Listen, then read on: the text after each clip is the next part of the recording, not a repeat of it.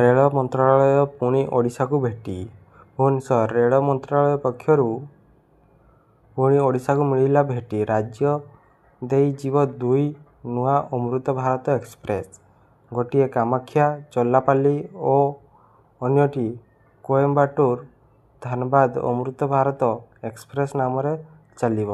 ତେବେ କାମାକ୍ଷା ଚର୍ଲାପାଲି ସାପ୍ତାହିକ ଅମୃତ ଭାରତ ଏକ୍ସପ୍ରେସ୍ ଦେଶର ଉତ୍ତର ପୂର୍ବ ଏବଂ ଦକ୍ଷିଣ ଭାଗ ମଧ୍ୟରେ ସିଧାସଳଖ ରେଳ ସଂଯୋଗ ପ୍ରଦାନ କରିବ।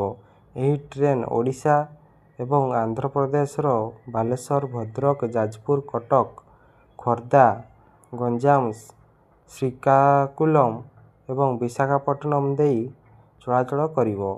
ଏହି ଟ୍ରେନ୍ ପ୍ରତି ରବିବାର କାମାକ୍ଷାରୁ ଏବଂ ପ୍ରତି ବୁଧବାର ଚର୍ଲାପାଲିରୁ ଛାଡ଼ିବ।